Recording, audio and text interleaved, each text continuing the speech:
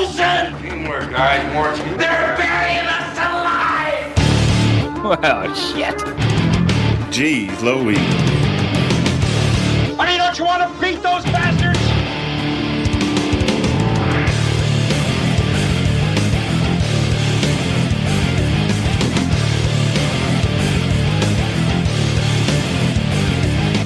In my book, we're gonna be winners. What's the matter? You got nothing left inside, huh? Because you're training like a damn bum, you know that? Screw them. What are you doing? What are people doing? Is this early access too? Hey, let me tell you something, bro. Get out there now and do the best you can. Hey, let me tell you something. Welcome to episode 19 of the Bad Fodder Figures podcast. This is Captain Mike M. We are once again the fearsome foursome, the four horsemen. Help me out, fellas. I need some other superlatives for us. We are all back. Four amigos. The four amigos. That's all right. The Four Musketeers. There you go. Yeah. We ride again. Welcome, gentlemen. Welcome to your last show as a teenager. Episode 19. We will be in our 20s as of next week. No more angst. How quick they fly by. Yeah. Speaking of teenagers, happy birthday to your teenager, man. Yes, we had a great party yesterday. We had a Mortal Kombat cake. I'm not sure if you saw that on the Twitter sphere. Delicious. It was very good. Did you finish it? Oh, that was awesome, Jeremy. That was awesome. I'm working on it, baby. We had as Matt can attest, because he was playing some Fortnite with me last night, and he could hear the kids loud in the house. We had about, I think, 7 of his friends over for a sleepover. And I don't think many of them slept. I know when I went to bed around 1:30, I could still hear them in the basement playing video games. So, Wow. Yeah, That's good times, bro. And all the parents that came to pick them up, I could hear them. I was working on the planner, guys. I never rest. I was working on the planner when the parents were coming to the door, and my wife was talking to them. Oh, I didn't expect Jimmy to sleep, Yeah, Bobby will take a nap later, So the parents didn't care, Yeah. Cool. Nice. Nice. They all had a nice night out away from their kids while you guys had them all. My wife's, because I was working, real work, when the kids got dropped off around 4 o'clock, and she said one parent came to the door.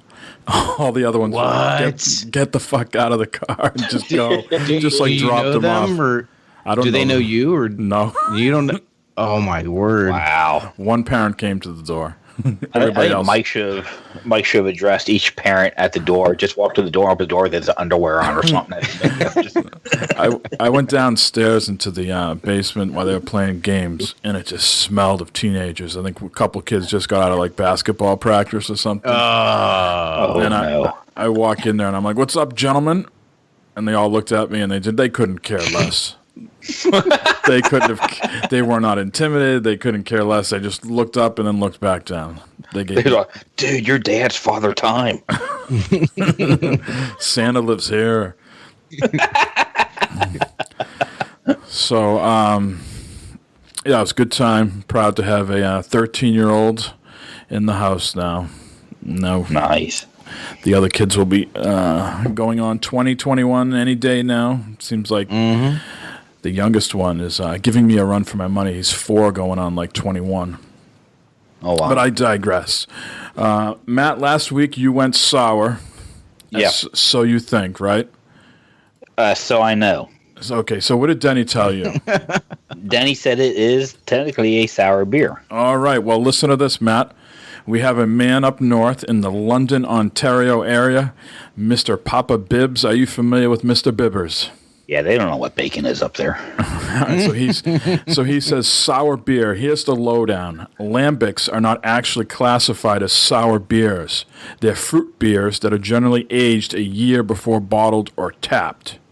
Sour beers are actually a sour beer. During the brewing process, food-grade bacteria is added into the beer to turn it sour. So it is a sour beer.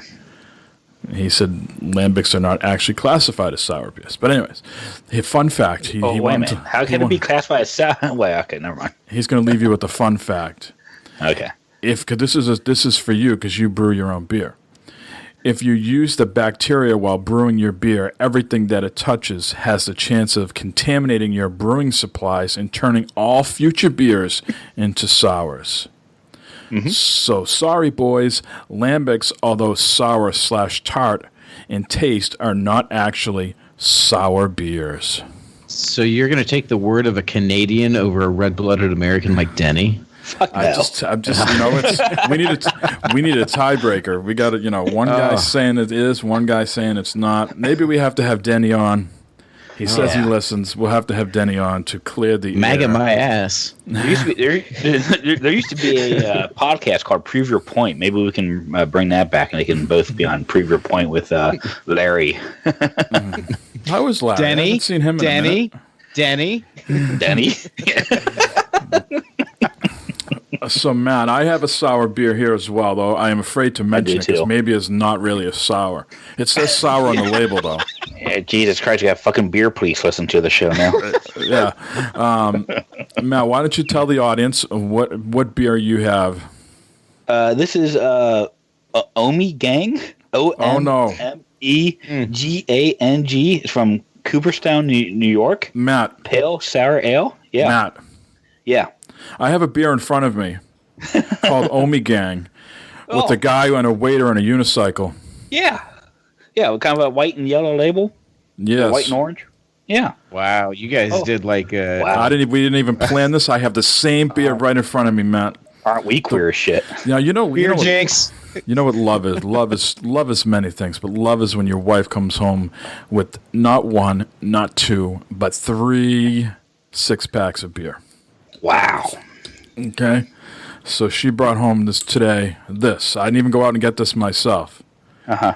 So I'm opening it right now. I'm smelling it now. You said it smelled disgusting off air. I thought it smelled horrible. Take a big whiff in that, Matt. Okay. Pull those panties down and take a big whiff. Oh, no. Oh. Take a drink same time. It'll be like in stereo. It smells delightful. It smells heavenly. Are you serious? I don't have any problem with that smell. Someone bad. It smells like peaches. He's been surrounded by angst and teenage musk for the past day and a half. His nose is all wrecked. So this says delightfully tart and refreshing with a pale golden hue and a white head, gently malty with balanced tartness and sweetness. Now I'm afraid if this is going to be a real sour beer or not, but all I know is on the label it says sour, so that's a step in the right direction. Are you ready, Matt? Yeah, I poured mine in a glass. Did you pour yours in a glass? No, fuck no. Okay. All right, here we go. Ready? Here we go. All right. Oh!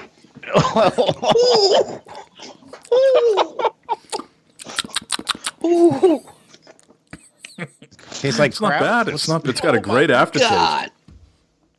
Oh! It's a little fizzy. It's a little more fizzy than. That's not bad. That's not bad at all. Last week. Oh, that's nasty. Are you going to finish that, Matt? Fuck no. No. Absolutely not. Was it $12 for the bottle? No, this was How many of these you bought? You bought a 4-pack. This came in a 4-pack. Good Lord, you got to find a place that sells cheaper beer and lets you make your own 6-packs. You have 4 of those. What are you going to bring those other 3? Give it to the fucking neighbor's dog or something. Wow. There's a show title. Write that down. Who's the secretary? You're the secretary, Matt, right? Yeah, Secretary Matt. Write that show title down. Give him to Feed it to the neighbor's dog. Yeah, exactly. Write that down somewhere. So, Matt, I'm taking another sip just to be sure. Yeah, that's. Hey, look, I had to step That out. beer's going bad. Yeah, we lost Eric. So Eric, just to get you caught up, Matt just gave Mike a moon smoothie. Jeez Louise. to catch you up, Eric, somehow me and Matt purchased the same beer without organizing this at all. Yeah. And Matt doesn't like it. Apparently, Matt doesn't. God no. God, no, this is god awful. This is if I had someone show me this saying this was supposed to be good, I'd say no, it's bad beer. I need my money back. This says right on the back, Matt. This is where heaven met earth and stayed a while. Shit. Yeah, baby. We believe that a balance is heavenly quality in beer. Mm-hmm. Our elegantly balanced sour ale is created in collaboration with a bunch of German stuff. No, actually, in Belgium. Maybe here's where I screwed up. It says on the side here, pour slowly so as to not disturb the yeast sediment, but with enough vigor to create a luxurious head and release the rich bouquet. Yeah, bullshit. So, Matt, are you regretting this Matt Goes Sour segment? Or is this going to be like two and It's making done? me belch already. Two and done? This is nasty. This is nasty beer. You really like this, Mike? I don't think it's that. It's a little. It's a little on the fruity side. It's almost almost picture in my mind like what a wine cooler would taste like or something. So that's not my favorite sour that I've had, but it's not it's all right. Wow. All right. Never know. Now that Matt is in a really good mood. We're going to go over the scavenger hunt one last time. We are not professional givers out of stuff. Okay? Givers out. Hey. And God knows a lot of people have chimed in to let us know. You never knew that lots giving of people out with opinions. a lot of people. What? Hold on. They chiming in that they don't like the prizes or something? Some people say the we're being too easy, the format, blah blah blah. Everybody's got an opinion. So we're gonna reset here, recalibrate very quickly. So the new process. Everybody, listen up. Get your listening ears open. You're gonna email at the end of the scavenger hunt. There's 2 more episodes to go. This one and the next one. You're going to email all 4 answers. What's our email, Jeremy? He's not there. It's badfodderfigures@gmail.com. Thank you. Badfodderfigures@gmail.com. I can't remember which one doesn't have the S and does have the S. That's why. Twitter does not Twitter have the does S. not have the S. Yeah. Okay, so again, the email is badfodderfigures@gmail.com. All right, all 4 answers. When it's done, email us there. End of story. And if you don't like it, you don't need to play. And Matt, remind them what question 1 from episode 17. Question 1. What game do we need to play to appease our Discord fans? All right. Question 2 from episode 18.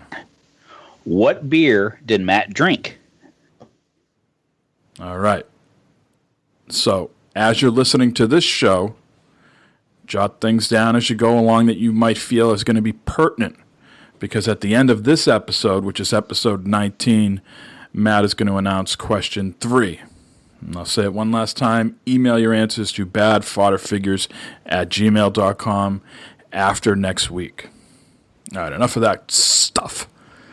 Gentlemen, you might not know this, but El Jefe, President Trump, is going to be meeting with some video game companies to discuss violent video games.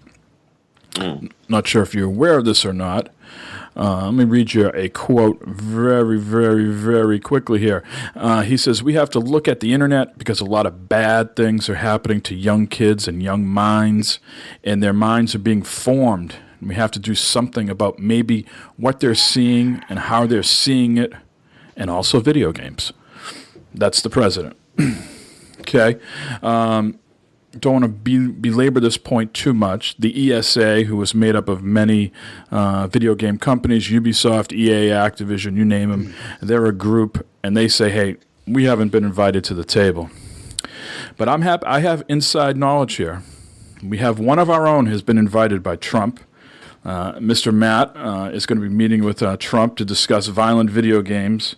Matt, Yes. What are you going to bring to the table when you sit across from the Donald and he asked you about what can we do to correct these games. What would be some of the first things, Matt, that you would change or ask him to, sort of forgive video games? Hey, this is free speech? This is just, an elegant version of Cowboys and Indians, maybe that he practiced back in the day. What are you going to tell him? Well, I think first I'm going to give him a display, a kind of of what video games can and can't do. I'm going to show him how I play MLB The Show very well, and then I'm going to go out and actually play baseball and show him that I'm not any better at baseball than because of that game or not. That type of thing. Some examples like that. But no, I mean, this whole thing with that, I'm probably going to show him how video games can help with people who have the social issues and stuff like that. They can party up with people and talk to other people, other friends and stuff like that easy. Show them the games that, like the Marios and stuff like that, where kids can help with their hand-eye coordination and that, and how a lot of video games bring joy to a bunch of people. It's an escape from the real world sometimes. That type of stuff. Now, will you show him any violent movies and say, hey, how come you're not going after movies? Sure. Why are you picking on the video games? TV, news. Jeremy's favorite movie is Die Hard, right? How many people died in those movies, Jeremy? At least a couple, 2, 3. Like 14, I think.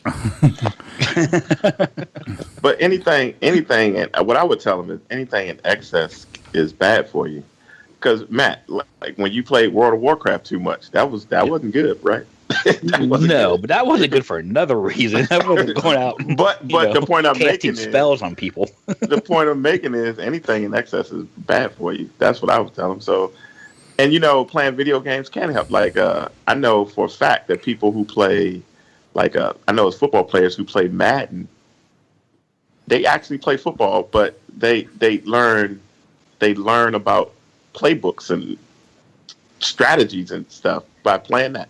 So you can't say it's going to hurt you or too much of anything is going to hurt you. Period. You drink too much Crown, it's going to kill you. Now, let's talk about actual violent video games, because that's what they're trying to address. Now, violent video games are just not exclusive to the United States, right? So when they make a Call of Duty, they make a Grand Theft Auto, you can play them in other countries, correct?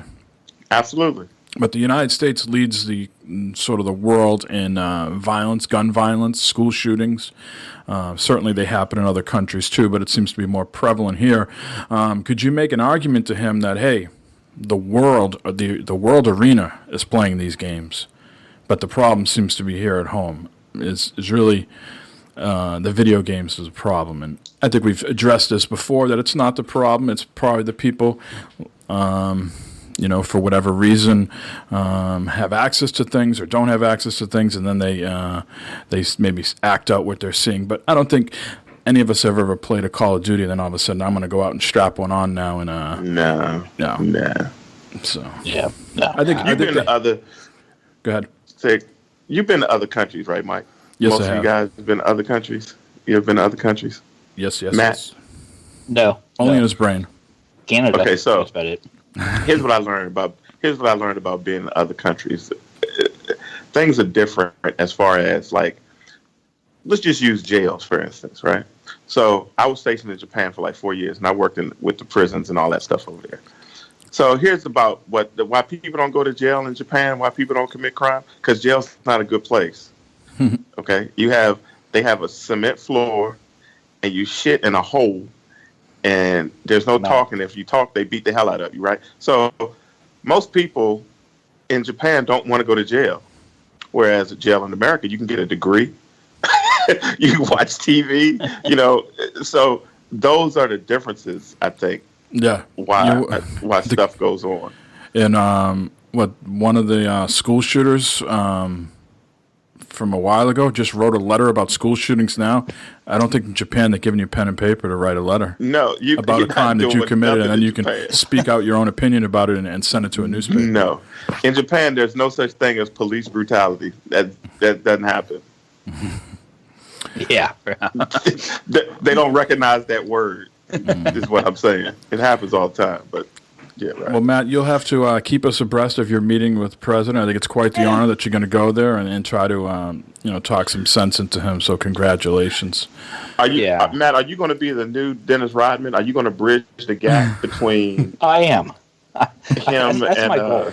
Oh, okay, cool. That's my goal. Is trying, the heal wounds, the heal open wounds, and to make everything one again and happy and free and joyful and stuff, and kind of slap some sense into the dude.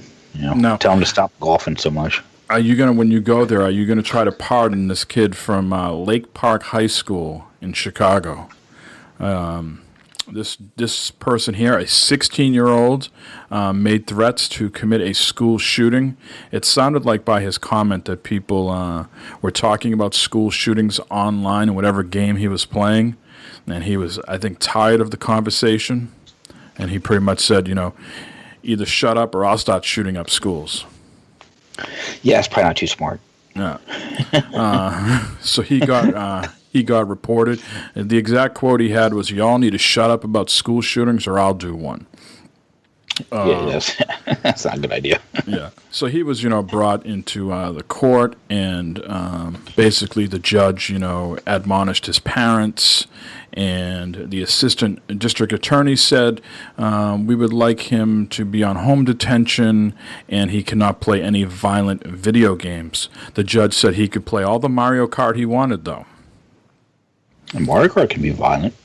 So who makes that decision? The judge, which games he can play?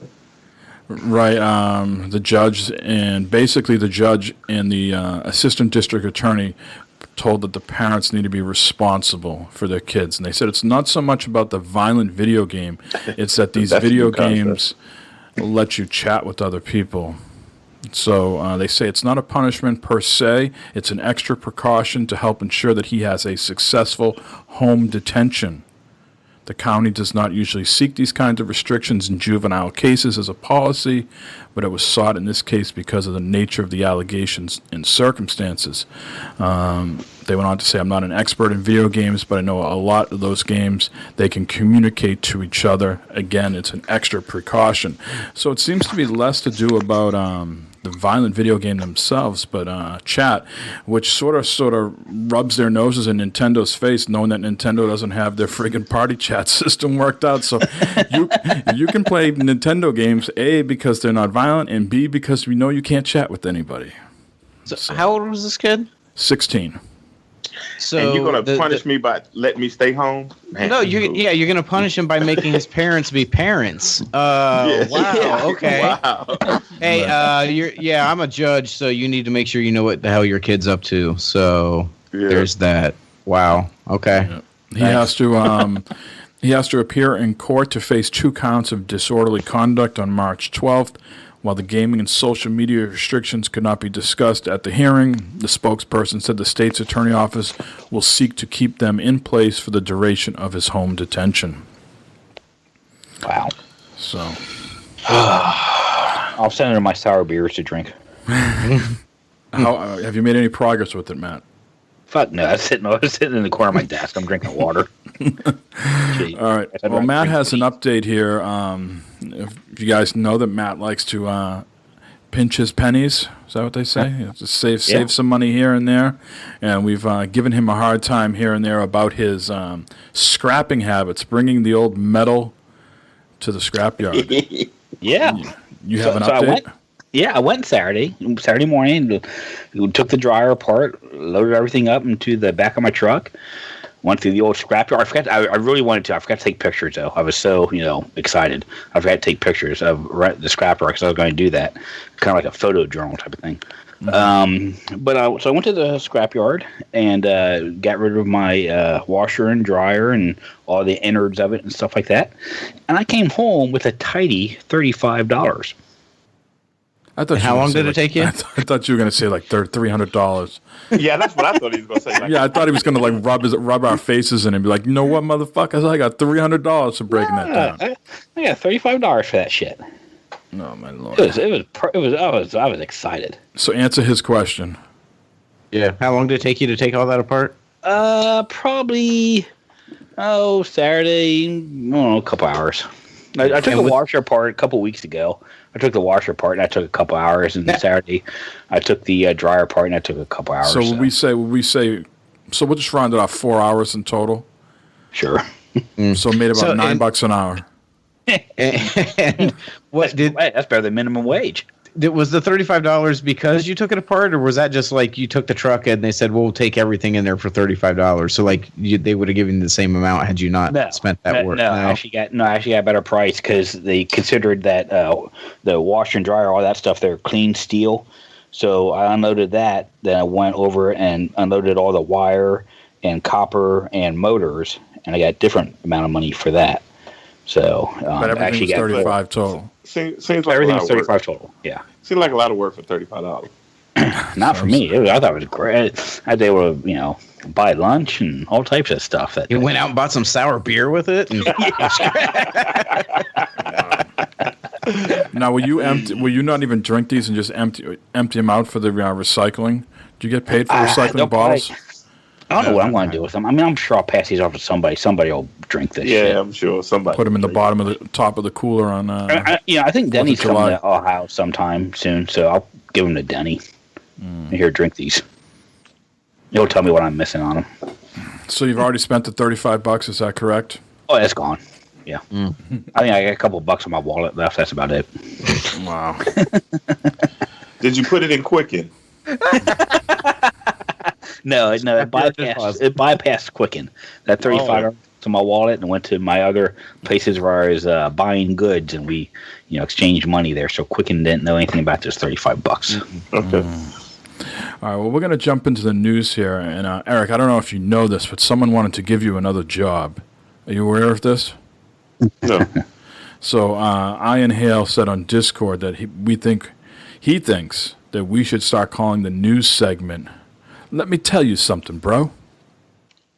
That's cool. I like that. And I said to him, don't you think Eric has enough jobs? I said, but if Eric wants to research the news stories and present them, we can roll like that. So I can get some news. I can get some news together. And I'm gonna say when I say it, let me tell you something, bro. But for now though, we're gonna discuss the news. Really? Okay, do you hear what he just said? He just said, why don't you, for once in your life, just do the fucking news? All right, no. I'm gonna do the fucking news. No, here is the fucking news. All right, it wouldn't be a bad Fodder Figures episode without talking a little Fortnite. Matt and I have been playing a bunch of the PvE still, but there was an update for the PvP this past week. In between last episode and this episode, they put out a 3.10 update. And the main thing that's in this update is the new Lucky Landing. Has anybody landed there yet and gotten lucky? Not yet. Friday night. Oh. So this is located on the southern edge of the island, and you can, I think it's right near Fatal. It's either near Anarchy Acres or Fatal Fields. It's near one of the farms. Also, in this update, various guns have been adjusted. You're now 20% less likely to find a common burst assault rifle, but 150% more likely to find a rare one. Loot drops have also been tweaked. Fewer chests will appear in Snobby Shores, Tilted Towers, and Industrial Plot. And now, the disappointing news this week with Fortnite, this patch was also supposed to contain the jetpacks. But the jetpacks are not in the game. They said they encountered a game-breaking bug, I believe. So they have been put on hold for now. So no flying around like the Jetsons, Matt. I know you'd be disappointed, but maybe a hovercraft will come in soon. Hoverboard. I really love that hoverboard in PvE mode. That hoverboard is freaking sweet. Let's see. A couple E3s ago, people were all upset about PlayStation announcing their games but not giving release dates. Well, now we know God of War is coming out April 20th, and now Detroit Become Human has a release date for May 25th. Ooh. And I think in that time, still we don't see Crackdown 3 is not out. Scalebound got canceled. And we're on the doorstep for Sea of Thieves in a few weeks. So you see why sometimes release dates aren't important? Uh-huh. Because the No, those games are instantly better now that there's a date assigned to them. Yes. They're infinitely better than what they were before. We know a lot more about it, so that makes it better. Yep. Until a week before it comes out, they put it back. Yeah. My bad. So those are two big games for Sony, first-party games that will be coming out within a month from each other. So something to enjoy, to look forward to. Let's also quickly talk about PlayStation Plus games for March. I think we're going to have a bad fodder figures night, or at least a viewing party maybe, of Matt attempting some Bloodborne. God. Now, I know this is, Jeremy, this is co-op to a certain extent. It's like, I don't know. Yeah, I think you have to get so far into the story before you unlock it, though. I'm not entirely. I owned this for a hot minute once and spent a good week playing it, and it was utterly frustrating to me. Not necessarily because it was difficult, because it was one of those deals where obviously the more you play it, the better you get at it. But there's no direction on where to go, what to do next. And I know that's intended and everything, but that was the part of the game that I had the most trouble with, is having no guidance of any kind to know what it was I was trying to do or where I was supposed to go. Right. It is a work of art. I tell you that if you're a fan of video games, and I'm sure you are, that's why you're listening to us. Get this. If you have PlayStation Plus, just get this. And just, fool around with it a little bit. It is a work of art. It is a very, very detailed game, a dark but beautiful game, if that makes sense. So, Matt, we look forward to you playing this. Oh, sure. I'll play it while I drink sour beer. Just double the fun. Oh, man. Danger, death, and madness lurk around every corner of this dark and horrific world. Are you ready, Matt? Sure. Ratchet and Clank, which is a very good game, is also going to be free. So that was a great title, man. That is a great game. That was great. And it looks phenomenal when you put it on the PS4 Pro. Man. Yeah.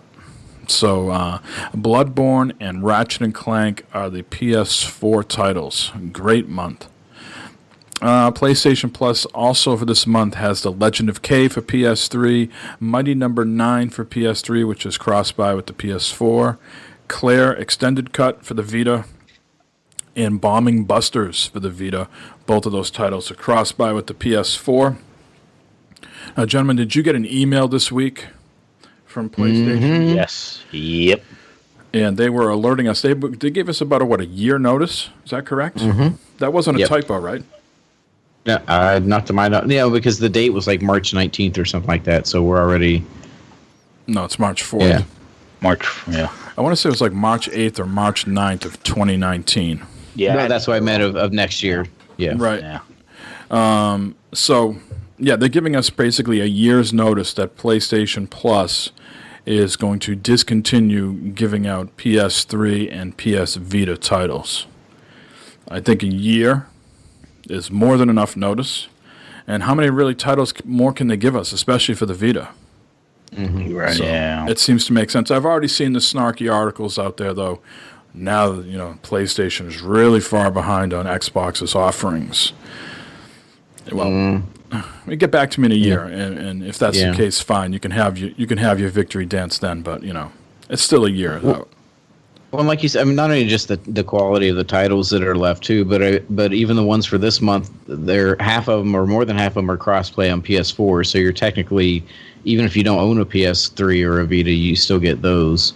So I think the only thing I would like to see from this is maybe, which I know it'll never happen, but I think it would be nice if they dropped it back down to 50 rather than, because they just hiked it up to 60 was a year or 2 years ago or something like that. That's right. Sure. But again, I mean, it's it's not really that big of a, and I normally get it for 40 on sale or something like that. So it's not that big of a deal, I don't think. No, let's say a year forward now.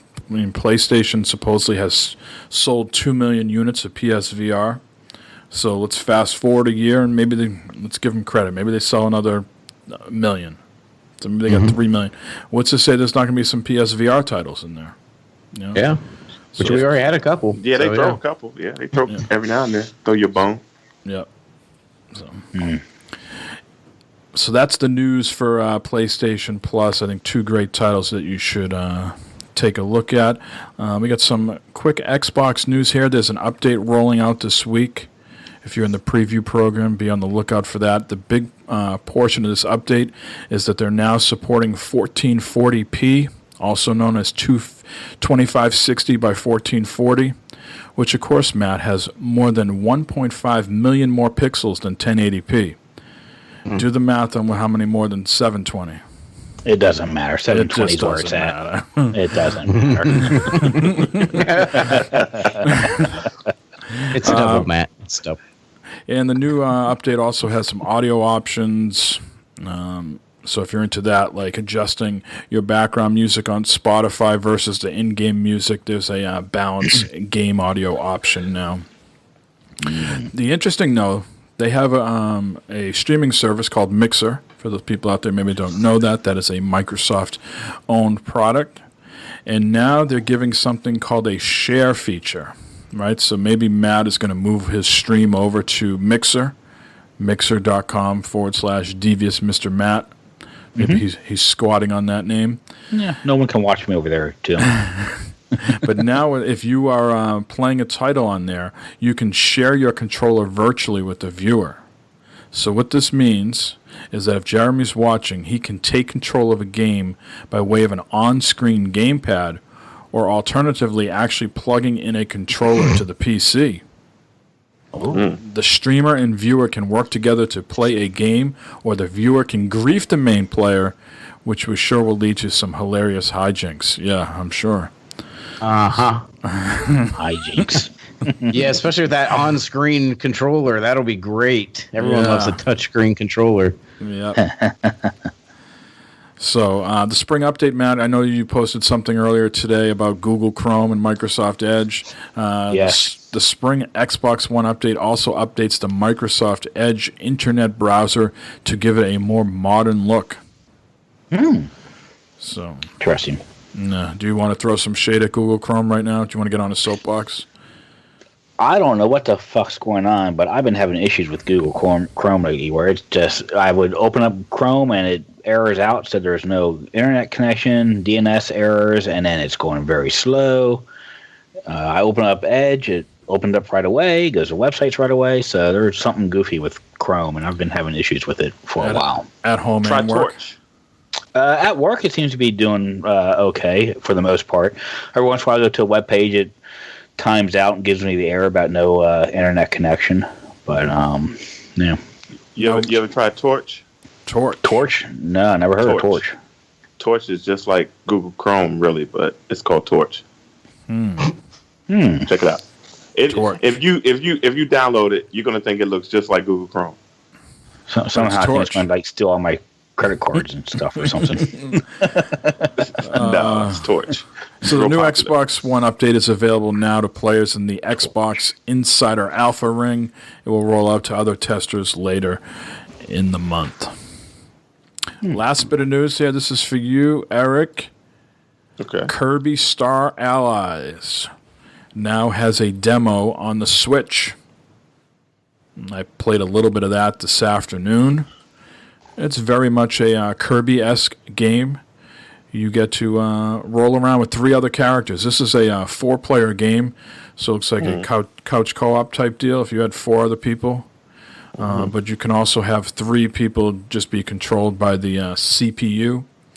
Basically, you come across these characters that you want to bring into your gang, your posse, and you throw a heart at them, and then they come into your group. If you're already filled up, you get an option like, hey, who do you want to take out of your group to bring this person in?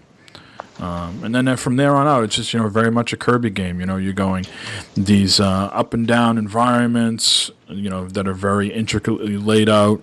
And, you're throwing stars at people, you're sucking in stars and then throwing them out at the enemies and knocking them down, and pulleys, levers, and switches that can get you to A to B. So it's some good old Kirby fun. Is that on, is You're that a big on your- You're a big Kirby fan? I am a big Kirby fan. You're right. I don't know if I'll buy this though, because you know what happens when I get the Kirby games? I play them for like a week or so. 2 I make minutes, a then good let it amount, go. and then I got to go back to my shooters. Yeah. It is a good airplane game, and I am going on an airplane soon, so maybe I'll pick it up for that. But that's been the news this week, gentlemen. Some releases are coming out slowly but surely, so things will pick up a little bit. But that is the most pressing items this week. Let's get into what we've been playing. Eric, I assume we're going to hear about some Moss VR and maybe some Rad Rogers. Is that correct? I think that's absolutely correct. Those Sweet. 2 games. That's what I've been playing. Those 2 games. Rat Rogers. Did anybody check that out? I have been tempted to pick it up. I was trying to get a code because I got some people emailing me, soliciting me about that, but I haven't yet. I've been looking at it, but I was waiting for you to tell me more about it. Well, I'm going to tell you a little bit more about it.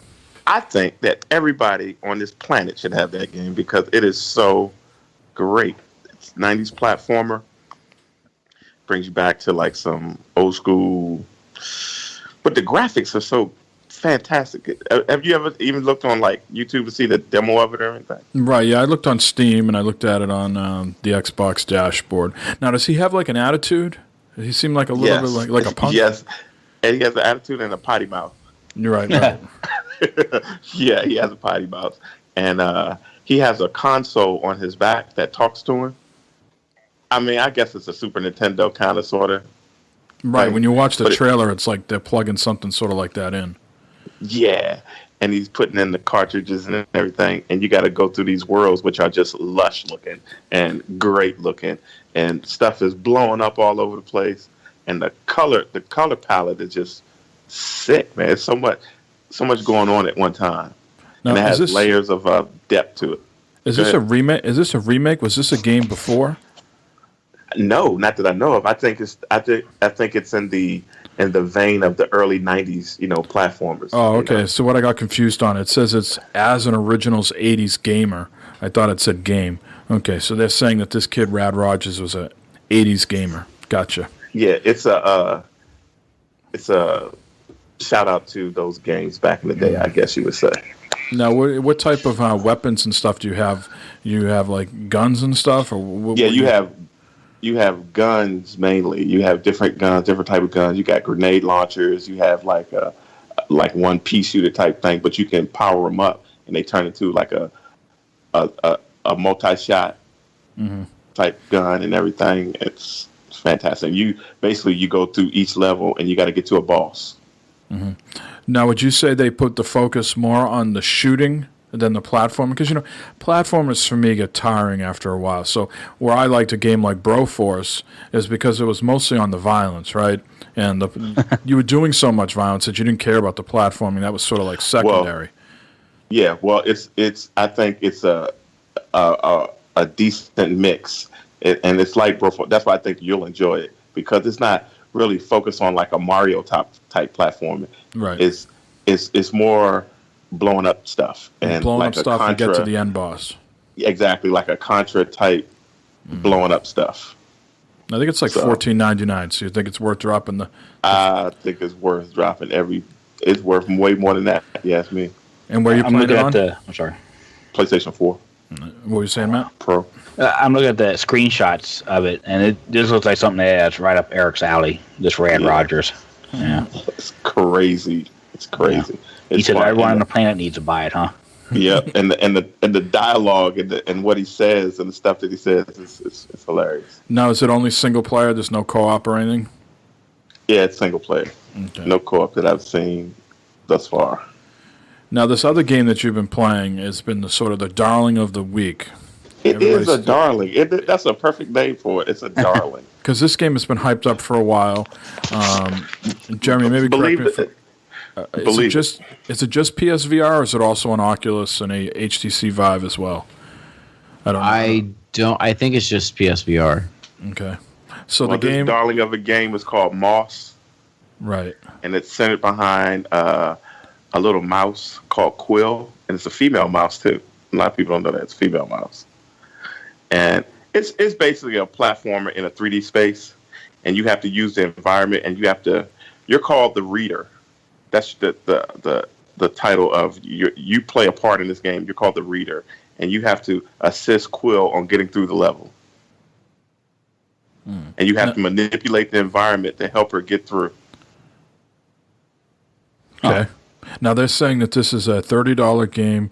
Maybe it takes about anywhere between About 3-4 hours. 3-4 hours long. Yeah. Which is kind of long. Would you say that's on the long side for VR these days, or on the short side? I'd say, it's about average. You got the games like Resident Evil that go long, but other than that, no, it's about right. Mm-hmm. Now, what characteristics would you say this is? A platformer, action adventure, puzzle game? It's a action adventure platformer. How about that? Okay.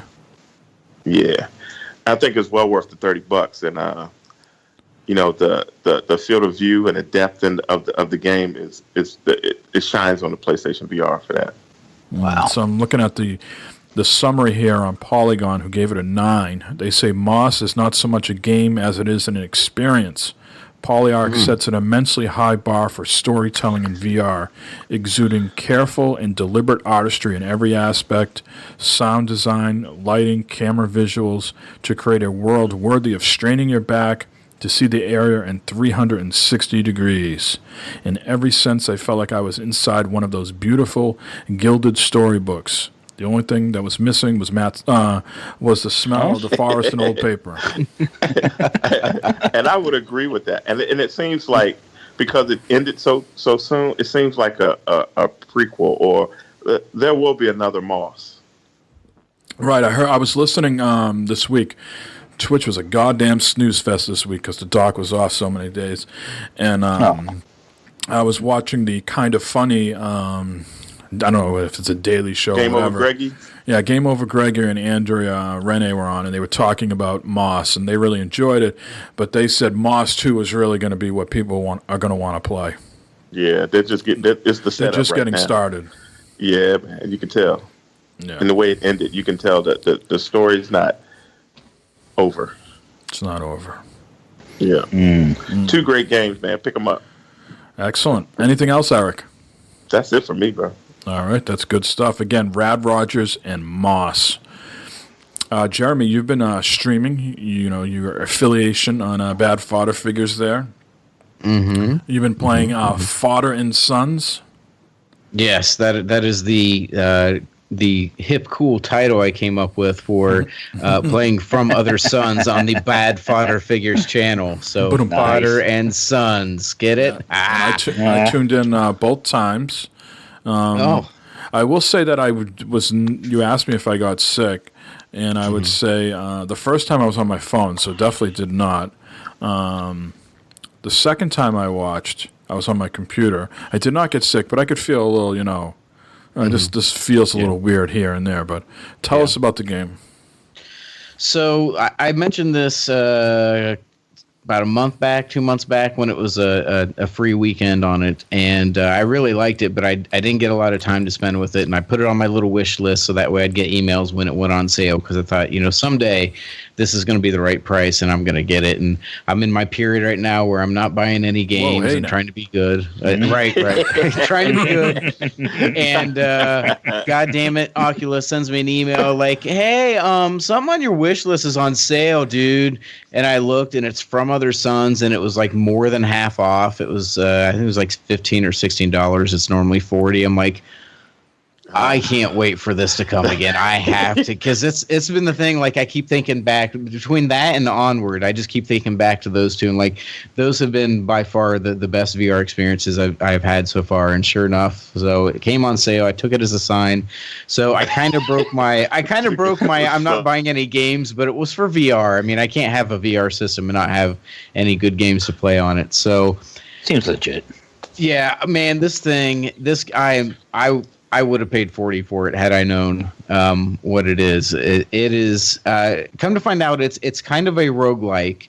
I've heard it compared to that FTL game a lot, but obviously it's in VR. I think as far as most roguelike games too, it probably the games themselves normally last a bit longer.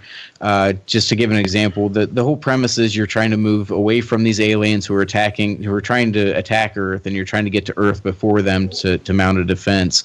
So the whole progress of the game is measured on your progress or your percentage of getting to Earth. The first full run that I did with knowing what the hell I was doing, I got to 52%, and I'd say that took probably around 4 or 5 hours to get that far. Now, that was playing solo. The cool thing about this is there is co-op, so I really, man, if PSVR can get a hold of this, because right now it is just on Oculus, it's not even on Steam or anything like that.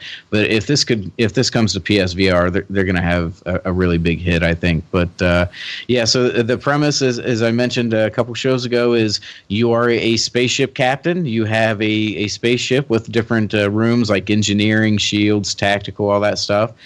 You have crew members who serve two purposes. One, they serve to you can make them repair stuff. Like if you get in a space fight and your ship gets beat up, you can have them repair things.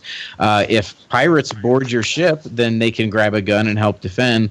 But also, if you're out and about and you're going on a pirate ship or something like that and you die, you basically inhabit one. So they get a promotion and they become the captain. So then you start controlling them around. So they're kind of an expendable resource, but at the same time, they're also not something that you want to be without.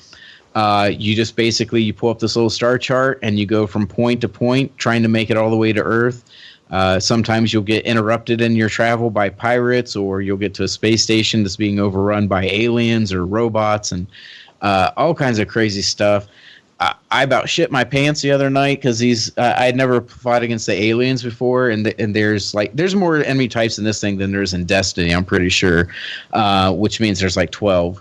But like these little alien this thing came out of the vent and came skittering at the floor at me, and I like jumped back and man, it gave me that feeling like when you go over a hill in the car too fast. It was creepy, man, and the environments are great. You're talking about attention to detail. There's some of these ships you're going into, they're old derelict ships and stuff like that, and they'll have floating dust particles, kind of like in. You're in the Upside Down.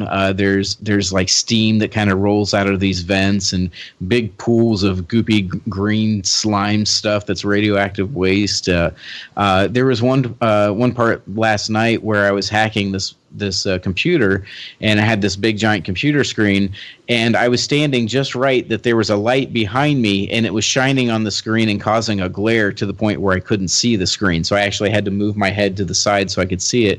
But not only was there a glare, but when that glare was on the screen, you could see like little fingerprints and like little scuff marks and stuff like that. Oh man, don't you love that detail, bro? I do, man. It is, my God. And since it's all procedurally generated, and right. I've not really felt like I've seen some ships that look familiar, like you might expect different spaceships to in a certain period, but I've never seen the same ship twice, or I've never seen, I know that this corridor ends in this way or something like that. So it's great. I mean, it's everything that, and I usually don't even go for sci-fi games at all, but this is just, it's got the right mix of exploration, of doing ship battles, of getting boots on the ground and getting different weapons. And man, there's so many different kinds of weapons, and some of them have elemental properties like fire and electricity, and they of course do different amounts of damage depending on the enemy you're fighting. There's just so much to do in it, and it's like I said, I really wish I had somebody else that I knew to play this with, but there is a bit of a learning curve, and I will say it definitely ramps up in difficulty when you hit around 50%. Up to about 20 or 25 or 30%, it's kind of a cakewalk.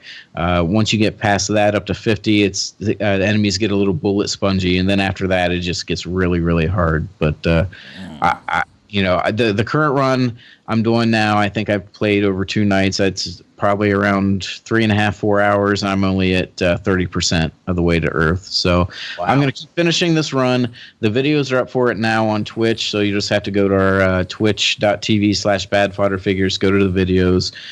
They're on there, and I think probably when this next run is done, maybe I'll export them to the YouTubes or something on there. But it's just a lot of fun. I can't say enough good stuff about it. And what's the name of the title again? From Other Suns. From Other Suns. And when I was watching, you had some maybe some person who is familiar with the game helping you out? Yeah. His name, I believe, was Spirit Wolves. It was his name. Just some random guy. I don't know who he was. He just came in on Twitch, and he was a great help. So I definitely wanted to give him a shout out because he was telling me some things that you could do, like when a pirate ship intercepts you, instead of actually fighting them in your ship, like with your ship controls, you can beam over to their ship and try and take out their captain or their tactical sensors before they actually blow up your ship. So that way, kind of save some wear and tear on your ship. Plus, you get to loot all their guns and stuff like that. So. Yeah, it's just really, it's a really deep game that I never really thought that I would have that much fun playing, especially for a roguelike type game that I'm not normally into. This is great. Excellent. Huh. And you've been plugging away at Tomb Raider still? Yep. I got about a whole another night or two into Tomb Raider before From Other Suns came out, and it's just been nothing but that since then. Gotcha. Are you playing Tomb Raider on the PC? PS4.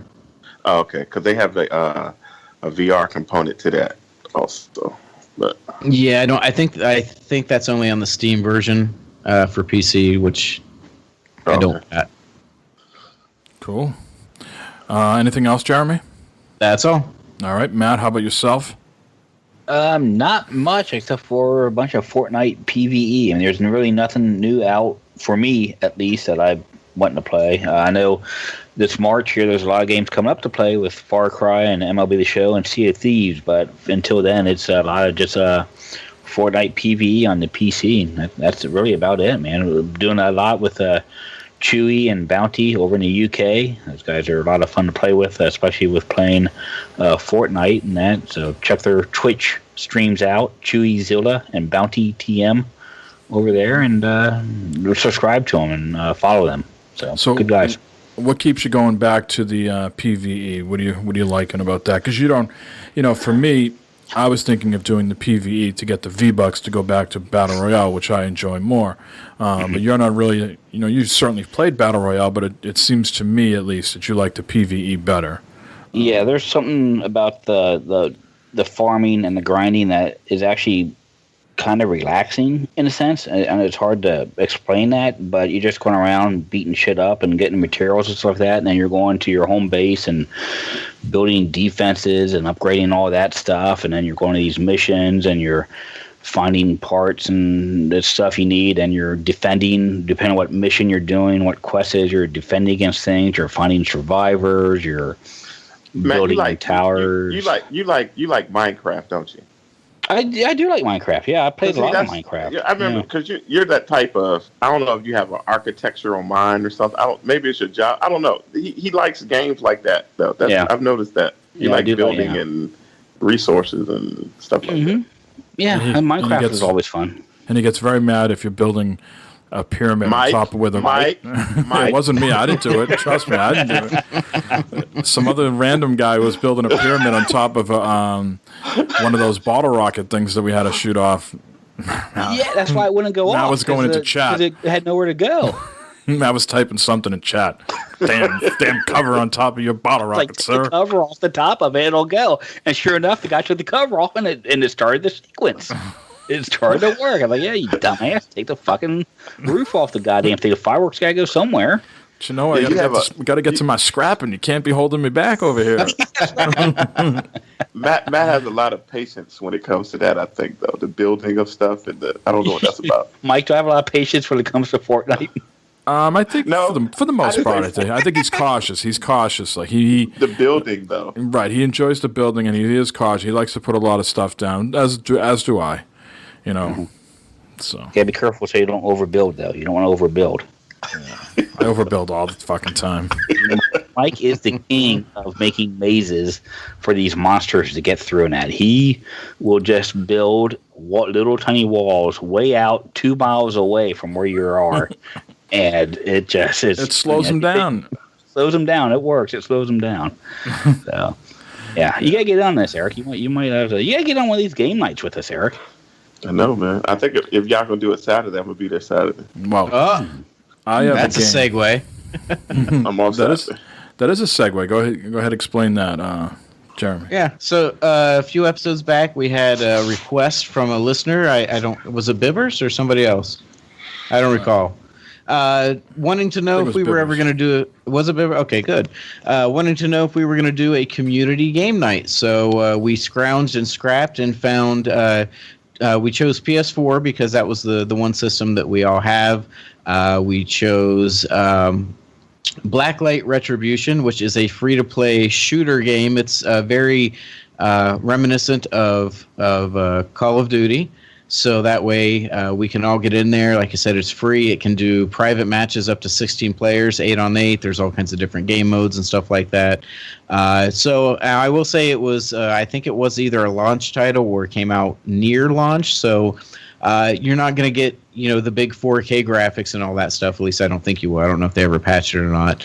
And it is a free-to-play game, so there is some microtransaction-y stuff in there. But everyone's going to start with an assault rifle, a couple pistols, stuff like that. The stuff you need, and then the resources in that are you can actually rent a special weapon if you want for 24 hours, and you have enough of the in-game currency to rent pretty much anything you want or a couple anythings you want for 24 hours. So thought that'd be a good thing for us, given the ability to have up to 16 people in there, kind of set our own matches. And again, you can't beat the price at free. So if you would like, Saturday, March 10th, we'll say, Blacklight Retribution, maybe 9:30, 10 p.m. Eastern, somewhere around there. Mm-hmm. Is that okay? So Sounds good. Cool. So be on the lookout for that. Awesome. So I guess my turn. I've been playing a few new things besides the Fortnite. I already talked about Kirby Star Allies, which is the demo again on the Switch. The other two things I've been playing is Vermintide 2. So if we talk about game nights, I think it was probably about a year or so ago.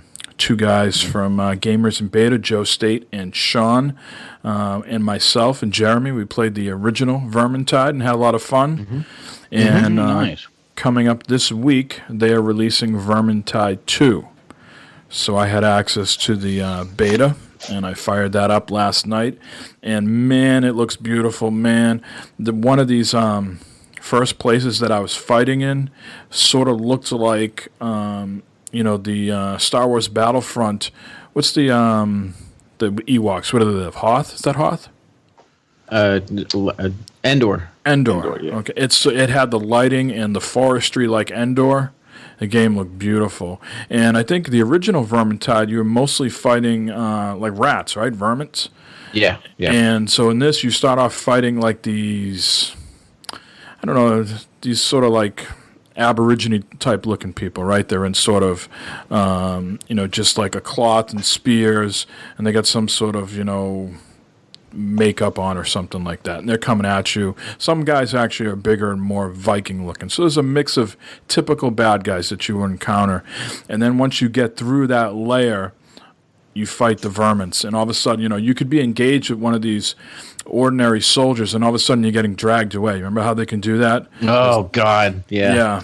So that's still in the game, and it is a melee co-op game, I guess is a good way to describe it. It looks beautiful, and a lot of different classes that you can play. I was playing basically the, generic soldier type guy they offer, because I just like going out there and getting right in the middle of it and hacking and slashing. They have some ranged characters that you can use as well. But this one I'm going to pick up at some point because it looked beautiful. It played great.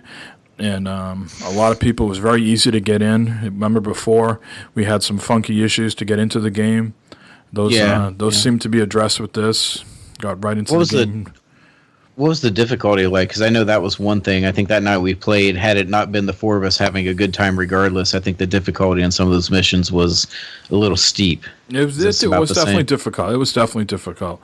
When you get to the final boss, there was some sort of like sundial at this last section of the map, and you had to turn the dial in 3 different ways so all the points would light up.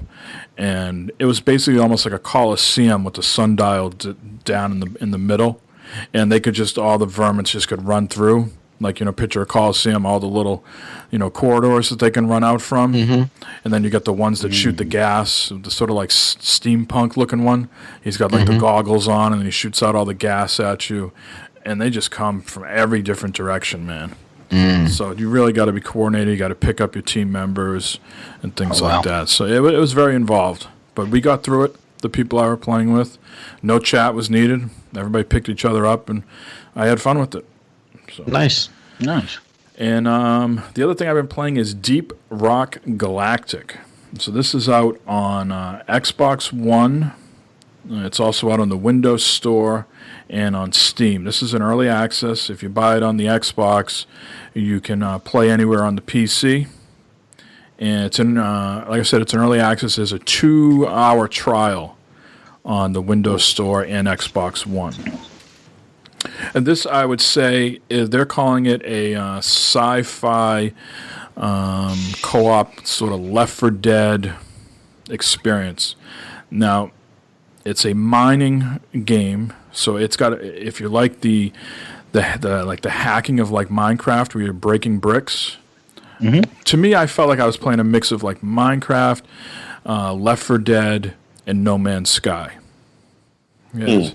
So you are basically, well, let me just backtrack. It's a game that's going to be in early access for about 2 years. I joined their Discord today because I didn't know which platform I wanted to buy this on. It seemed to have some issues on the Windows Store. Go figure. That's where I first started to play it. I could get through the tutorial, no problem. I tried to play it with other people, and it would bomb out on me. Lost connection. I tried on the Xbox, similar things, but I was able to complete one with other people. So I joined their Discord, and there is a ton of people playing this. So I quickly realized Steam is where this game is very popular because they have mods and stuff like that. So I went out and bought it for Steam, knowing that it's going to be a 2-year thing. But there's right now, there's going to be other classes, but there's 4 classes, but you're all dwarfs.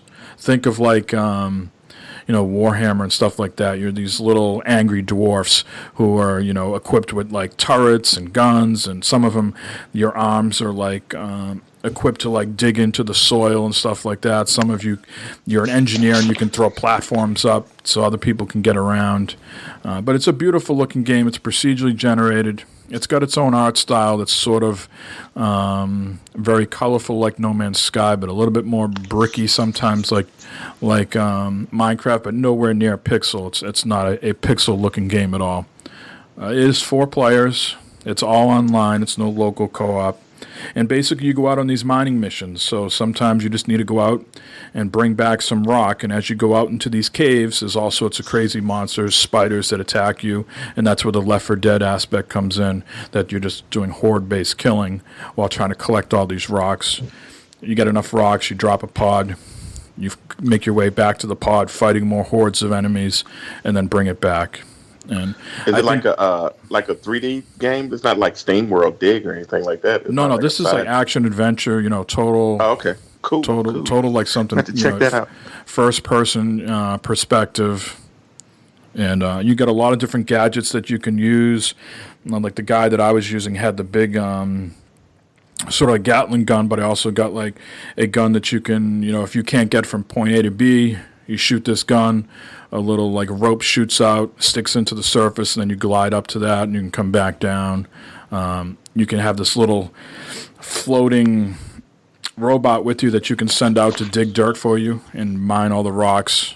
And you can only hold so many, and you got this other robot that you can dump all your rocks in. So it's they're saying right now it's in the alpha stage. I didn't come across too many things that were buggy or rough besides the lost connection issues on the Xbox and Windows Store.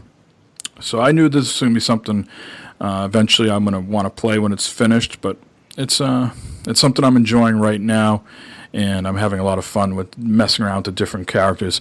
The one thing I'm skeptical about is are people going to be running towards the rocks that you need? I haven't been able to tell at the end if the loot is shared. So you can get gold to level up your characters at the end. You can change different uniforms. You can power up your guns differently. And if it's like one person just runs ahead to get all the gold, does that mean you don't get the gold either? I got to figure that stuff out, but I'm having some fun with it. Deep Rock Galactic. Deep Rock Galactic. It's got a 2-hour trial on Xbox. Hmm. And it is Xbox One enhanced. So, check it out. I think it would be something that we would we could all play at some point, but maybe give it a little bit. It is a little pricey too. I paid $25 for it. That's not bad. It sounds like you're getting your $25 worth out of it, though. Yeah, some night I'll stream it. I'll start over again. I'll do the tutorial, and then I'll try to join in with some other people so you can get the whole experience. Oh, nice. All right, let's take a little break here, and we'll come back and play some voicemails. What do you guys say? Mm-hmm.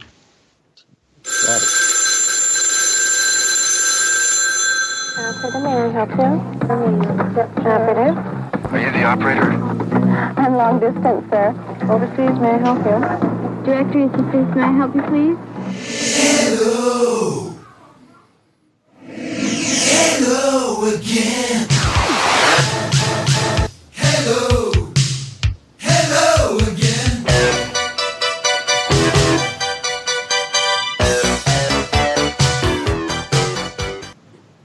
All right, we got some voicemails this week. Before we dive in, I just want to say, D. Rogers, you left a voicemail. You had a lot of questions in there. I wrote them down rather than playing the voicemail because I knew there was going to be no way that we could remember all these.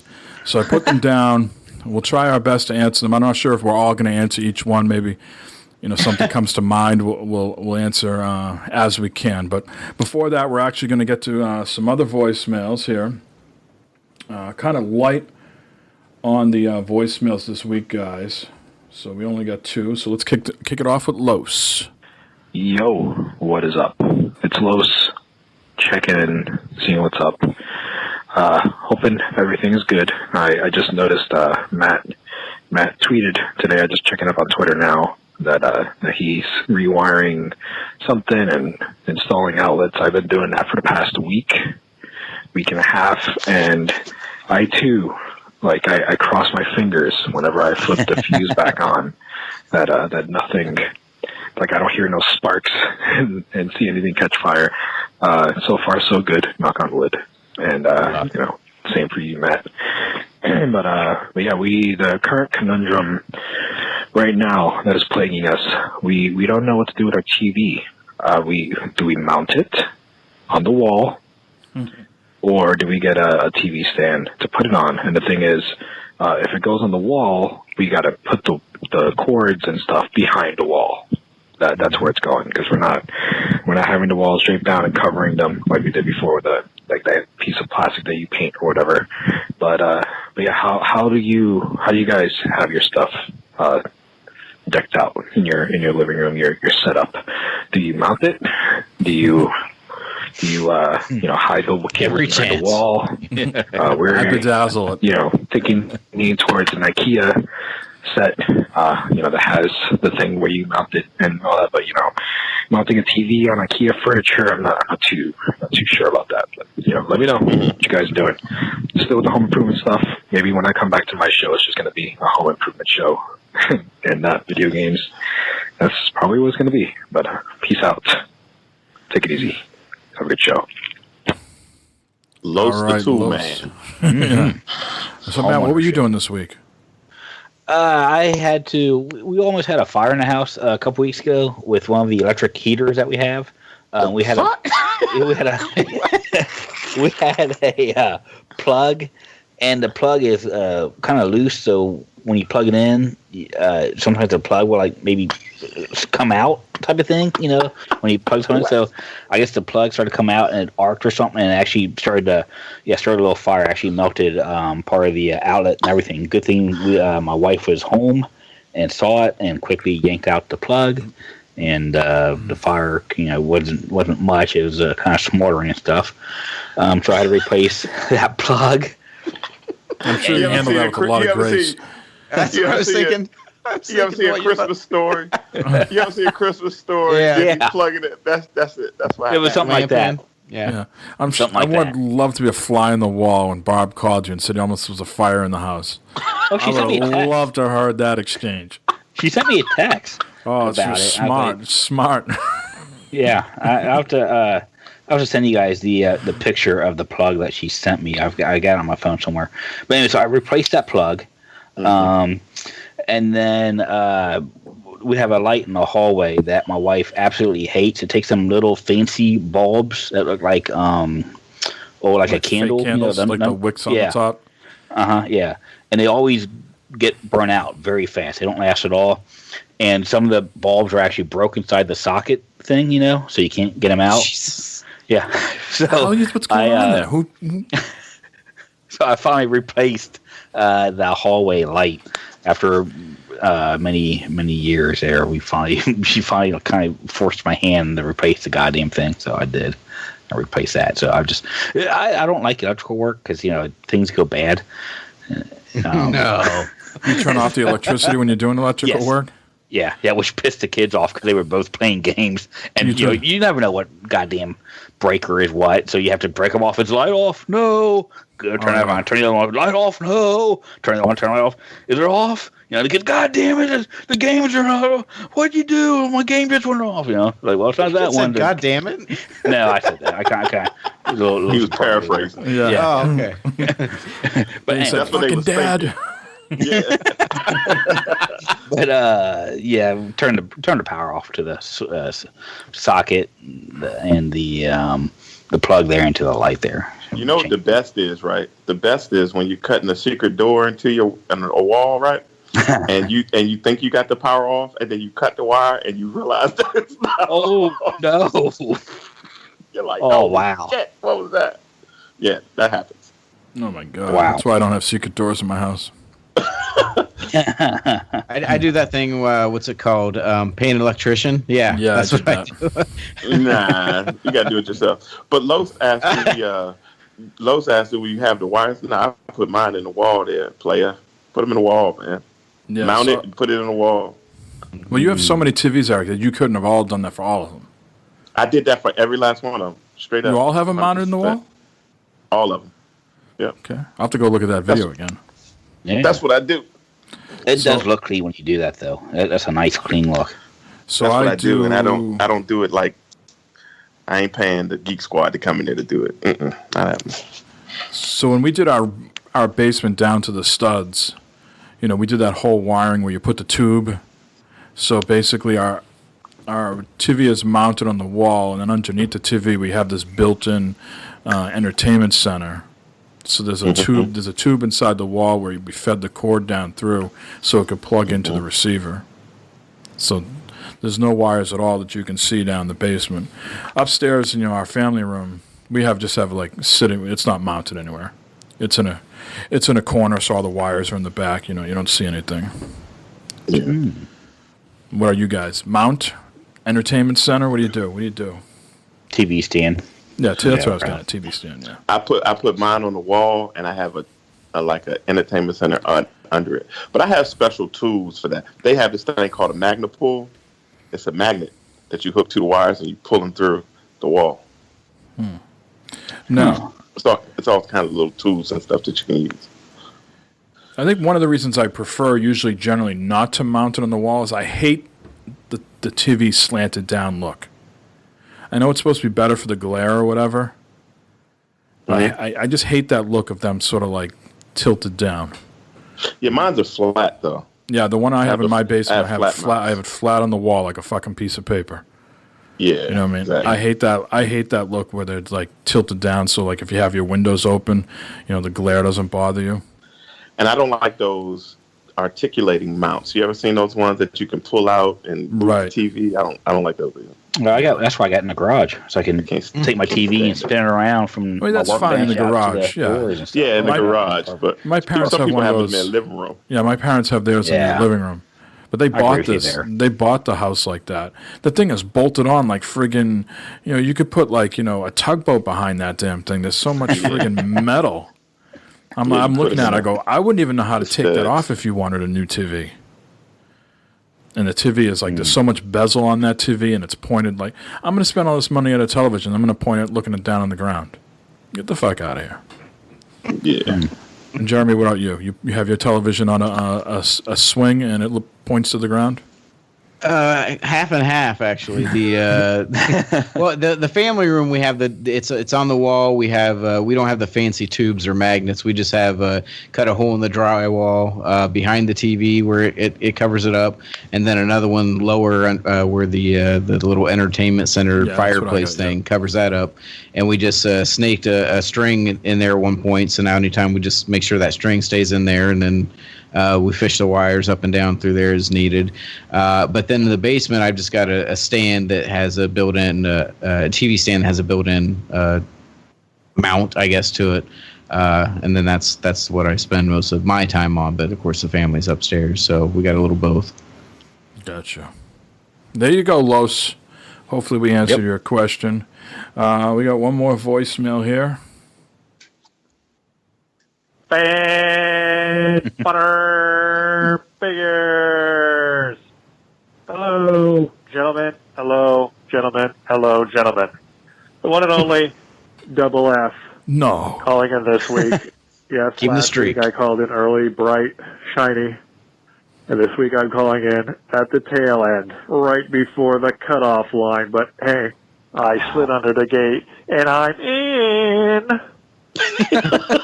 Survived the apocalyptic storm of the East Coast, gentlemen. I hope all you school people pulled through also. I was on the East Coast, at least. Indeed. Here's my question of a question, but it really isn't a question, but I'm just going to comment on a question. Around here, when they call for snow, they can even call for an inch, and everybody runs out to the store and buys stuff like they're going to be stranded forever and a day. I mean, you can go to the store, walk down the aisle with the liquid Drano, and the shelves are empty. Now, you know, like, really, people, like your drains are going to clog over this apocalyptic snowstorm, even if it's just an inch. So, you know, as usual, I figured everybody ran to the store, bought their supplies, because they're going to be shut in for a year and a half with the snowfall that's up over their roof, and they won't be able to move or do anything else. So I went the day after the storm thinking, well, this store should be empty. If all these people came out ahead of time and bought everything they needed from sun up to sundown for the next month and a half, there should be nobody in the store. Yet the store is jam-packed with people. What are all these people doing in the store when they bought enough supplies to last a month? I don't know. Anyway, on to my real question. That was just kind of a rant. Sorry. Blown off little steam. That's all. We're here for. But here's my question. Mm-hmm. I noticed some games have legs anymore, you know, like Rainbow Six, The Division. I'm wondering, gentlemen, do you like games that have legs? Would you rather have fewer games to choose from maybe throughout the year, but have games that had long legs that just kept you going? Or do you like the short games, you know, the 6 to 10 hour ones where you, hey, baby, put them out, we'll play them 6 to 10 hours, knock them down, and keep just lining them up? Thinking I kind of like maybe games with legs anymore. I think maybe if I bought less games, but they had legs and they'd carry me through a longer period of time, I might get more enjoyment out of it than just going with the short ones. So that's my question, gentlemen. We'll see what your feedback is. As always, gentlemen, thank you for the time. Great show. Great people on the show. Great people that call into the show, and great people that listen to the show. Hey, everybody's great. Rather drinks for everybody. Except those at the supermarket. If they put it on my tab, good luck with that. But if they do, drink up. All right, gentlemen, have a good week. Be good. Be safe. And as always, arrivederci. Well, you heard him, Matt. He said drink up, so the show's almost over. Why don't you take another sip of that bad boy? No. No, he says. No. Shut down, huh? You won't take any more of that? I'm sorry, Fred. No, I cannot do it. Fred's great. He is. Fred's an awesome man. I love mustard, but I do not. Maybe if I put some mustard in this beer, I could drink it. Just drink it. Oh, Jesus Christ. I'll take another drink. Here we go. Dry heave incoming. Oh. After it's get better as it got warmer right now. After it's been warmed up for like an hour. Yeah. Oh, Mike, did you finish yours? I'm almost there, buddy. Almost there. This would have been perfect for a live show to watch my reaction on the camera. Oh, that's nasty. Ugh. All right, so his question, games without legs or games with legs? That's a good question. Anybody have a strong feeling? I know, Jeremy, you seem to be playing a lot of the VR stuff, which is the smaller variety. Sort of get in, get out, try some other stuff. And you've been playing Horizon Zero Dawn, and you've been playing Tomb Raider, which are more single-player experiences, things, whether it takes you 10 hours or 25 hours, you sort of play it and you're done. Is that what you're leaning towards more?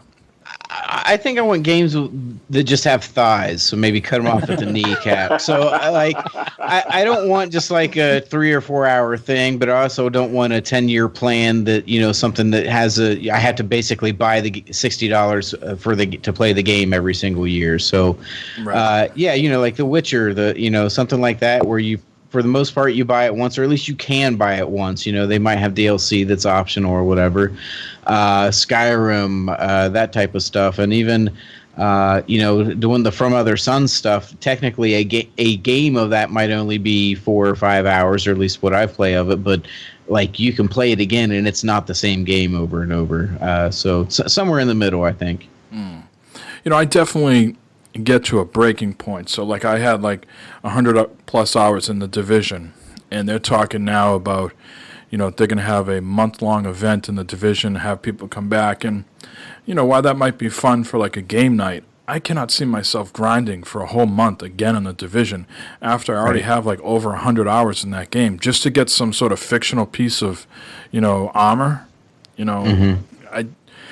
God love the people that like to grind for that stuff, but that's just not the world I live in. I like to experience the fights for the first time, maybe even the second and third time, but I just can't keep grinding over the same stuff over and over again. And I'm getting to that point in Fortnite PvE too. I asked our buddies last night, I said, when does this not get exciting, but when does this really get crazy? Is there another point, like when we get over this sort of, where I think in the level low 20s or high teens for our level, like when I get to the next part of this world, it's like, does shit just get bananas, or does it just get the difficulty just get gradual?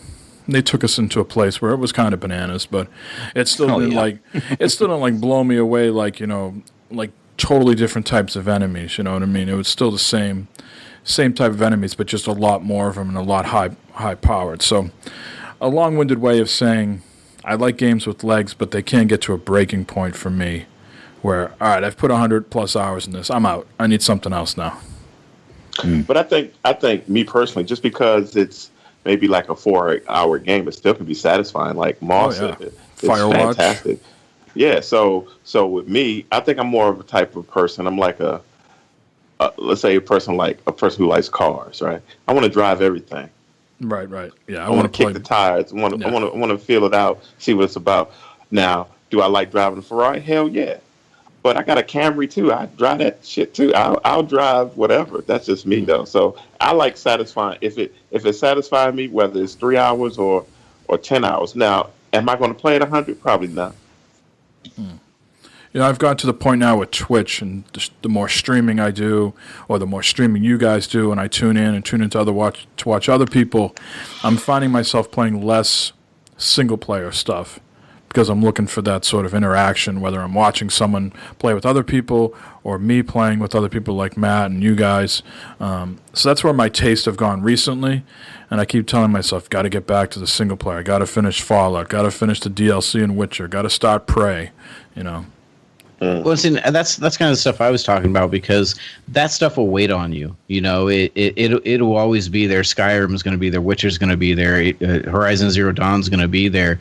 They're not going to have that. Well, if you don't play it this month, you're never going to get this thing. Or if you're not ready to play it this month, that's the stuff that I'm tired of. But will time pass you by though? Because if The Witcher 2 comes or The Witcher 7 comes out, are you going to want to play The Witcher that's out now? Probably not, huh?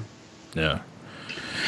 I think the one thing that drives me crazy is when they add in all these collectibles and stuff you have to go find, or a bunch of overused side quests and stuff like that kind of takes you away from other things that you could be doing. Fetch quests and stuff like that, like in Ghost Recon Wildlands, get all these medals, and you gotta get these gun cases, and you gotta get these supply drops and stuff like that. I think you can go overboard with that, and I'm afraid that Red Dead Redemption 2 might do something like that, where it just goes overboard with having to collect things and stuff like that. That kind of bugs me. drives me crazy. Stuff like that. Gotcha. All right. Gentlemen, we have a round robin of questions here. We're going to go fast and furious to this. We're not going to. Everybody's not going to answer. I'm going to call First thing them that out. comes to your mind. Yes. So we have 7 questions here from D. Rogers. I'll read them out. What celebrity/video game character would you like to have some drinks or dinner with? Does anybody have anybody right off the top of their head? Joe Biden. Joe Biden. Who? I want to drink Vice beer Pre- with Joe Biden. Vice President. Yeah. Huh. Former Vice President. Video game character for me, I like to have a drink with John Marston. Ooh. Red Dead Yeah, that'd be Redemption. cool. Whiskey. Yeah, some whiskey. I like to drink some Crown with Laura Croft.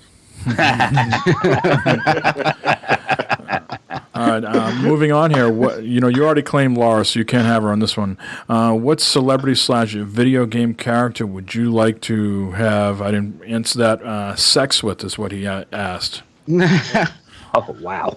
And that's what he asked. Anybody? And you say I'm stuck with Laura Croft? No, I'm saying you already answered her, so you can't give that answer again. Oh, One of Nathan Drake's girlfriends in one of the Uncharted games. There you I thought go. he was just going to say Nathan Drake. Eric's going to say Mario. Yeah. No, Princess Peach, Black baby, Mario. not Mario. No. I'm embarrassed to admit it, that I can't remember her name. What's the girl in The Witcher with the black hair? The unicorn? Oh, no, not Trish. No, Trish is the one I should have picked. Not Siri, Yennefer. not Trish. Yennefer. Yennefer. Yeah. Oh, Yennefer. Every day, all day. You asked me that question 365 days, I'm going to say Yennefer. Oh, wow. All right, moving on. What movie would you like seen made into a video game?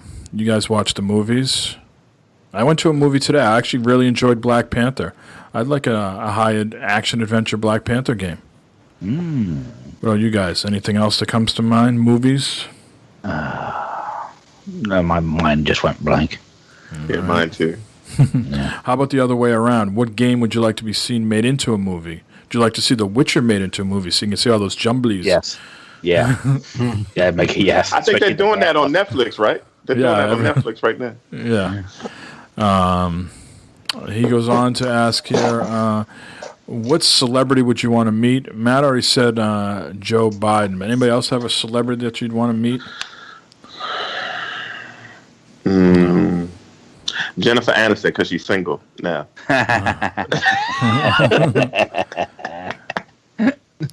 Jeremy, MC Chris? Oh yeah, I was gonna say most of mine. I think I was just gonna answer with the same person, which was Yvonne Strahovski, which she was on Dexter. She was on Chuck, and she was also the voice actor and the model for Miranda in Mass Effect. Wow. So I was gonna hit all these questions with the same person, I think. Now, what was that girl that you mentioned the other day? We had a question somewhat. Oh, that was Jada. That was she was Jada. the chef. Yeah, she's not video game related. Whereas the other one, I can claim her for both. So okay. All right. Anybody have a man crush on someone? Like that's obviously not in a sexual way, but you can say that's a man's man, or that guy's really cool. Samuel Jackson. Yeah. Matthew Helmer. Yeah. Yeah. Hell yeah. Yeah. That's right. The way he rips apart, washes and dries, that shit makes me crazy. Makes you weak in the knees, baby. And then, Yes, sir. and then he brings home the bacon with that $35 of hard, cold American cash. Yes. Ooh, Yes, baby. sir. Green, crisp dollars. Yeah. That's right. sexy face when he drinks a sour beer. Oh, that was bad. What about a woman crush? Jeremy? I already said it. Yeah, I'm just gonna. What was her name again? Yvonne Strahovski. I think that's the last name. And I'll take Yennefer 500, Pop. And I got Alice Goodwin. She's my favorite. Y'all can look her up if you want. She's my favorite. All right, D. Rogers. There you go. We got, if I played the voicemail, D, we wouldn't have remembered all the questions. So I had to break it down like the Zabruta film and have all the questions there. Back and to the left. Back to. Matt, do you have any terrible topics that you want to discuss? We can run through a couple of terrible topics. All right. might be women of the night walking around, broadcasting out their anuses. Like 70s Harry. Oh, nice. Oh, look at that. Burn it up. I'm right down in the fucking bed. Adult toys, sex crime, or sexual assault, vaginas. Jesus fucking Christ. All right, who's got the GPS on the rub and tug? That thing cracks me up. You might be women of the night walking around. I don't know. I'm trying to think every time I hear that, what some of that stuff is even from. There's no question it's you, though. Oh, boy. Any guys want a monkey? Any guys want to buy a monkey? No. Absolutely not. Never. They fling their I've seen face too off. many of those shows of dangerous pets attack or whatever. And they rip your face off. Eat your face. Yes, Well, they always eat the face. Well, in case you ever get the notion to buy one here, heed this man's warnings here. In Wyoming, Michigan, Don Abrigo, online search for a pet, took exotic route 3 weeks ago. He says, I needed a monkey. I needed to be different, he says. He wanted a capuchin monkey and found one supposedly in Hawaii. However, as soon as his first $400 payment cleared, he said the problems began. The shipper was requesting more money and claimed it was for flight cancellations and vaccination costs. So Brigo shelled out more cash. Now here's where it gets interesting. About 20 Amazon gift cards ranging from $100 to $400 and $500, Abrigo said. He texted the card information to the shipper. Abrigo said even the drugstore employees voiced their concerns, but he kept going. They tried to warn me almost every single time I went to Walgreens or CVS and I bought a gift card. I would say 6 times out of 8, they were like, you're being scammed. Whatever you're doing, you're being scammed, Abrego explained. Now he says he's out thousands of dollars. He says, I would say between $4,500 and $5,000 he estimates that he's out. There's still no sign of his new pet. Mm-hmm. John Masterson with the Better Business Bureau said, what we found, and even on a national level, is about 80% of the sponsored ads online could be fraudulent. He suggests you go see the pet in person and make sure it's real and in good physical condition. Abrigo did eventually receive photo ID from the shipper, but aside from the 10-year-old expiration date, a quick Google search reveals it's the same fake ID belonging to McLovin, the character from the movie Superbad. So Abrigo hopes his story will be a cautionary tale for others. I want people to know about it. I want him to stop, he said. He's an idiot. Yes, he is. You know, after like the second time, those scammers are like, "Oh my God, he did it again! Let's see how many times we can." Like, they had to have been laughing every single time. I mean, I guess the bigger question is, what did he want a monkey for? He wanted to be different. He wanted to stand out in the crowd with his. Do those monkeys even live in Hawaii? I don't even think so. Go, Peter. Touch it. Oh boy. A monkey. A monkey. A monkey. Shock the Monkey. That's a great song. Shock the Monkey. Speaking of shocking, Jeremy, keep this in mind next time you're on date night, okay? Not till next quarter. Yeah, well, he's got plenty of time to think about this. Central America and Costa Rica and Panama. No, they're not in Hawaii, dumbass. All right, sorry. Go ahead.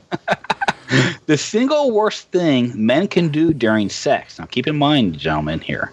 Single worst thing. Men do things in bed. They might think that they're being absolute sex wizards, which, I am, but sometimes they get it wrong. Matt puts on a wizard hat just to make it clear. But what above anything is categorically the single worst performance tactic men do, what really isn't helping marriage along.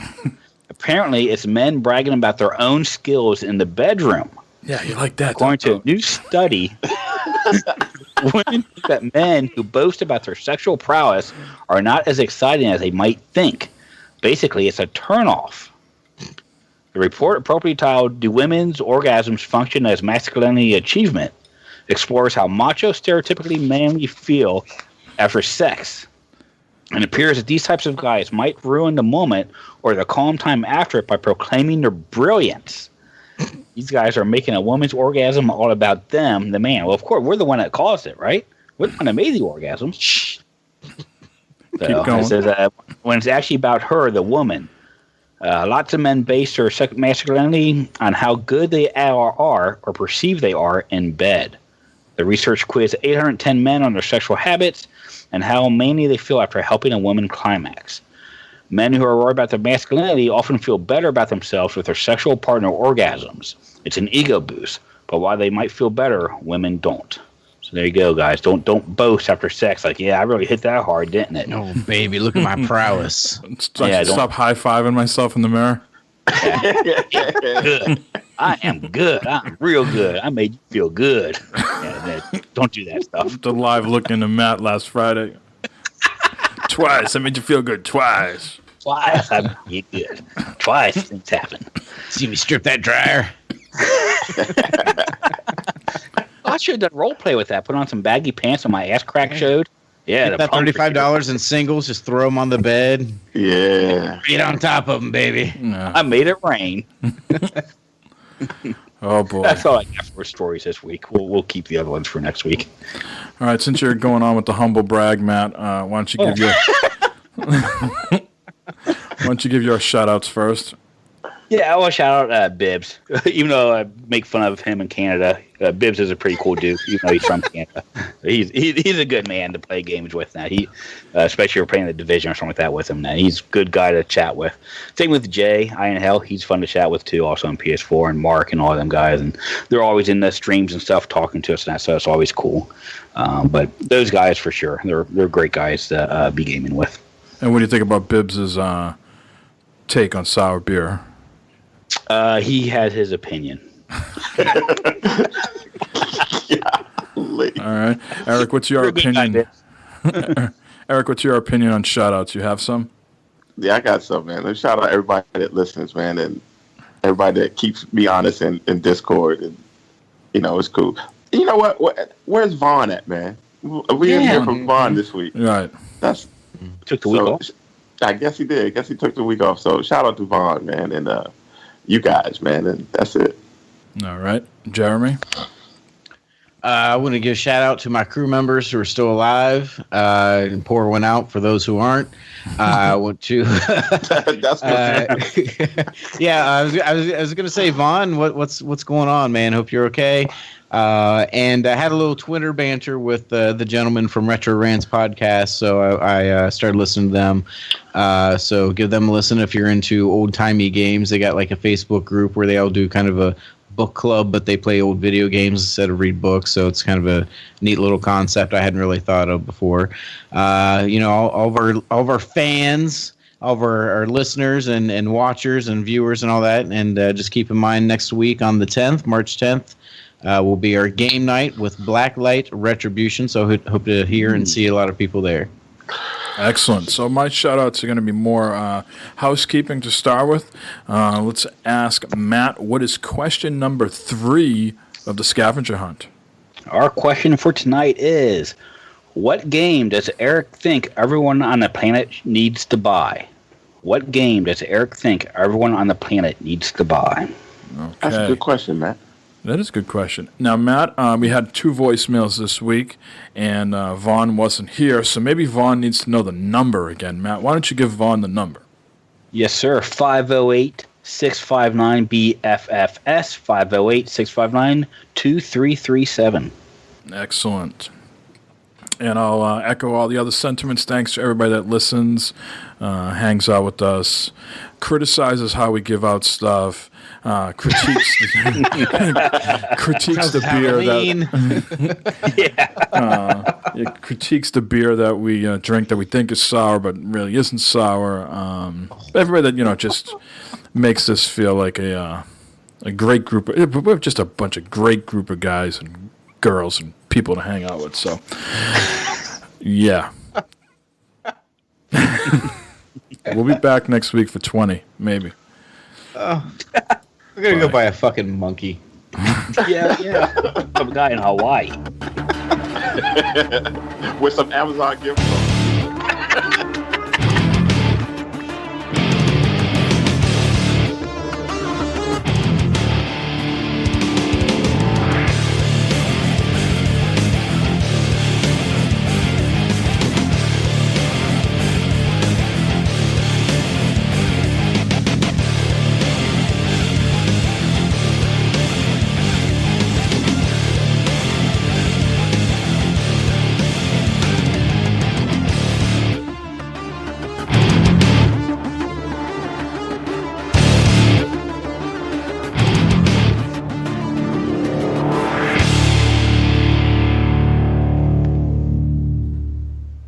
Why don't you shut the hell up?